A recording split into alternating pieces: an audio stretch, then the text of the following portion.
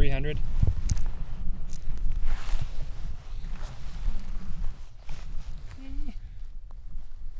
$330.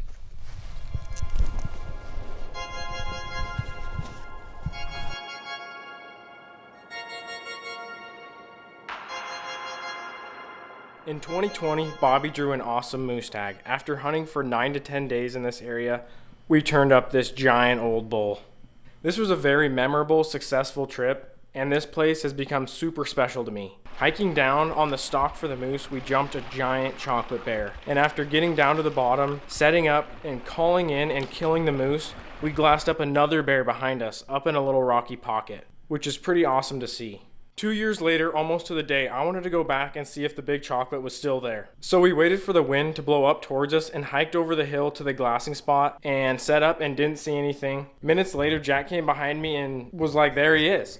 Holy crap. And he was running up the hill across the drainage. We ended up getting some awesome footage of him up in that rocky stuff, cruising. What are the odds that this same bear was in the same spot 2 years later? So now for the antelope. Now, having a hurt knee, I knew hiking would be limited, which led me to put in for the rifle antelope tag instead of the archery tag. With only around 10% odds, I didn't expect to draw, but when I did, it was a pleasant surprise. As the sun came up on day one, we glassed this sweet looking pistol buck, and he was working his way towards the willows with a bigger group of does and some other smaller bucks. No shortage of lopers out here, and it's always fun watching them chase does around. We were having a great time driving around on these old dirt roads, enjoying the view and putting in the work behind the glass. And we jumped a few sage grouse on the way, so I had to take this slow-mo video. If you've hunted antelope, you know it's not a hike-in, camp-out type of hunt, and for the most part, it's pretty easy hunting. Swaggy spot. That's it. Could be dope, dude. We could sneak right up. We found this buck on a pretty cool little knob, and Jack and Brennan almost had me talked into it, but I decided to pass for now. This group of 3 bucks were on private, and the one on the right was definitely the biggest. The one in the middle had some freakiness going on with those wider horns, as you can see. And then this buck, we jumped as we drove around the ridge and had him under 100 yards. He wasn't very worried about us, so we set up and got some decent video of him.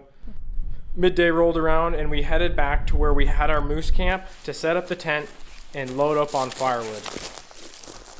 This is a giant 6-person seek outside teepee called the Red Cliff, and it's just a beast of a tent. So I went around and collected some big rocks to make a little windbreaker on the outside, which made a huge difference. From where we had camp, I set up my rifle to take a practice shot to make sure my gun was ready to go. This was about 400 yards, and I was aiming for that little dirt clump next to the water and smoked it.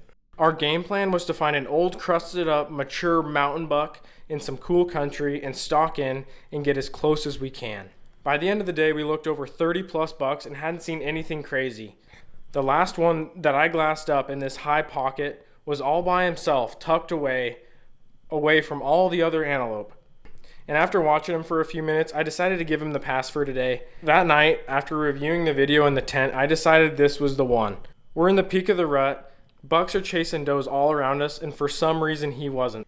And this made me think maybe he was an older, more mature buck, either too old to breed or he's waiting for maybe a later rut cycle. I don't know. Last year, I got patellar tendonitis in my knee after running 17 miles off the couch with Lyric. She didn't have a running partner, and she was training for her 50-mile run. So I was like, heck, I could do 17 miles. And before that, I'd probably only ran 2 or 3 miles. Horrible mistake on my part. So I knew my hiking would be limited, and that's why I went with the rifle antelope tag over archery. Antelope sleigh time. Antelope sleigh time.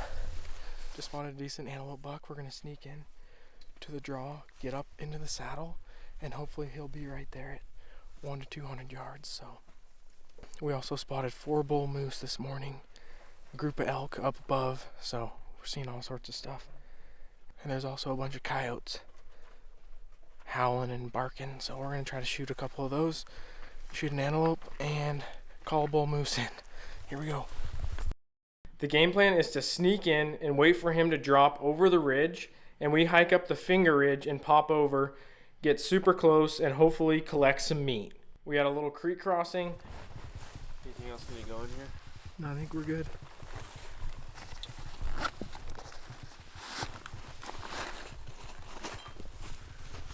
If one of those coyotes steps out, we're definitely gonna whack it. So here we go. I got a hurt knee, so I'm going no pack, just carrying the gun. Jack's got my Gatorade, so we're good to go.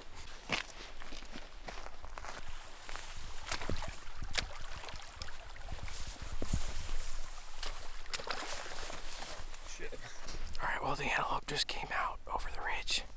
Looks like he's trying to get some sun on his face this morning, so we're gonna hold up and wait for him to go over the ridge. Alright, we're sneaking in probably about 300 yards out. We're gonna creep over, set up our shit, snipe him. I think we actually have a little ways to go.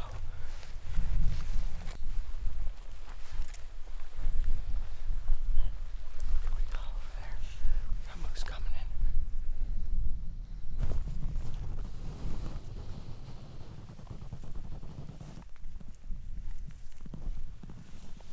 A huge benefit to this stalking setup is we had the sun low at our back, making it hard for the antelope to pick us out as we roll over the ridge.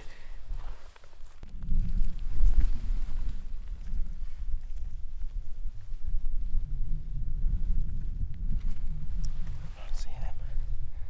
He's got to be here.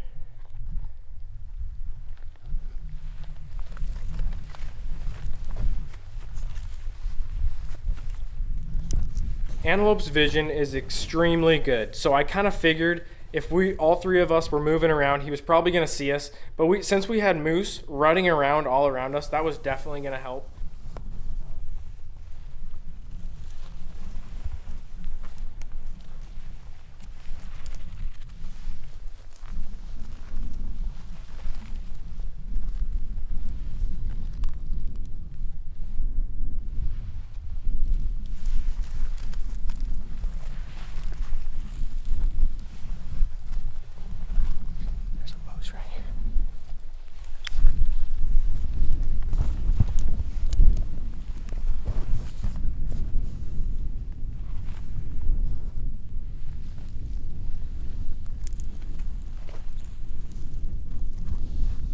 The cow was headed towards the saddle and the little bull was following, and I just couldn't resist throwing up the scope on him. These animals are so big and one of my favorites. That goat's right down here. He's in the bottom of this other side. The sun will be perfectly our back. I'm gonna need something to put my gun on. I think if you creep up there, you'll be fine. Okay.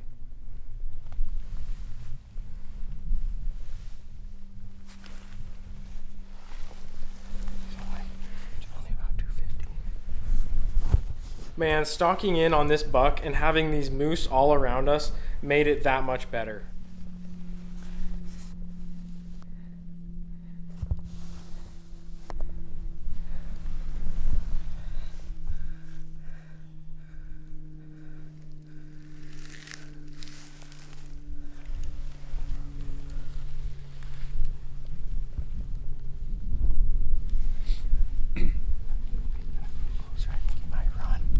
The sun is pretty much perfect if you just creep up.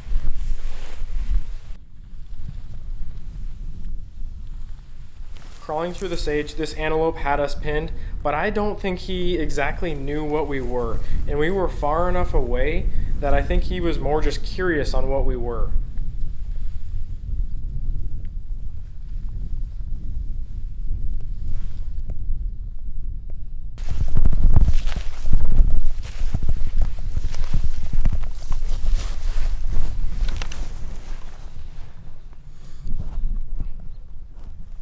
Say when.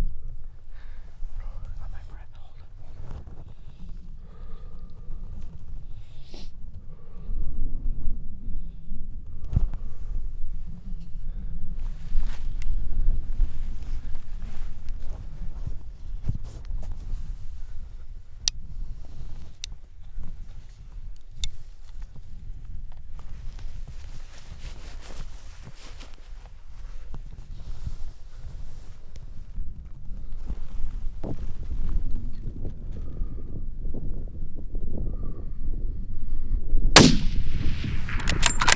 On the first shot, you can see I had the gun partly on the tripod and it was not very steady at all. And I think I punched the trigger with that slightly quartered 2 shot. Jack. I missed. I wasn't very steady.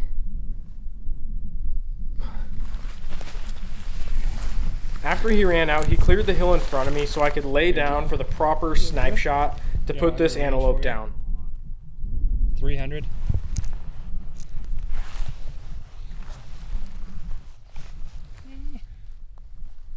$330.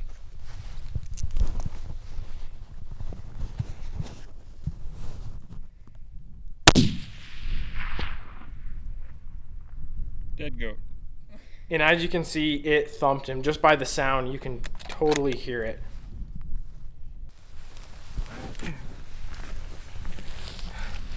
On that first shot, I was not very steady, but got the miss though. Ooh, barely. Huh, well, he's dead. I feel pretty good. First shot, not super good. Second shot, really good.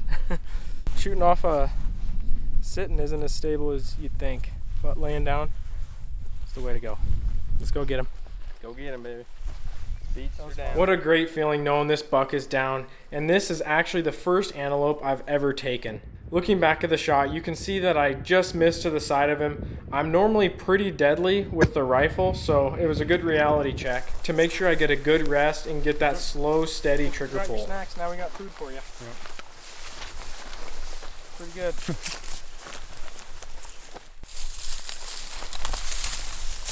Yeah, that's a sweet looking goat, dude. Yeah. Hell yeah. I'm happy with him. Oh, he's freaky. Hell yeah, dude. Look at that. Check that curve out. He's got the old overlap there. It's pretty sweet. I like his mass. Give him the old butt sniff. What does it smell like? Chicken? I don't know, it smells pretty good though, not gonna lie. You guys got some good scent. He's got double cutters, bro. I've never seen that. Double cutter buck. Double And cutter. he's heavy. That's super cool. That's a heavy. He's got a fat head. So they've got these glands right in here Mm-hmm. that are stank glands For what? for stanking. Chilling. Did you bring any? Just kidding. I was like, what? Brennan is an incredible hunting guide and spends a lot of his time breaking down elk. So watching him, there's always a lot to learn on where to cut, how to cut, and just the most efficient way of doing it. All right, Brennan's gonna show us how it's done. He's got 5 minutes to skin this sucker. Are you recording? Yeah, it's videoing. As you can see, watching him, he always starts with the front quarter, works his way up to the spine, pops the front quarter off, and then the hind quarter, cuts the back strap out, and then the tenderloin, and then we actually got the rib meat on this antelope. And then you repeat that on the other side. The key with cutting up wild game in the field is trying to keep the hair off the meat. The hair contains oils, and those oils will soak into the meat, giving it that gamey taste. So if you can help it, the hair and the meat should not mix, which can be hard to do. As we were headed out, we found this group of bighorn sheep next to the lake, which are always super fun to watch. Hope you enjoyed the video. I did it a little different this time. Let me know in the comments if you guys prefer the narration over just a straight video. Keep crushing it and have a great day.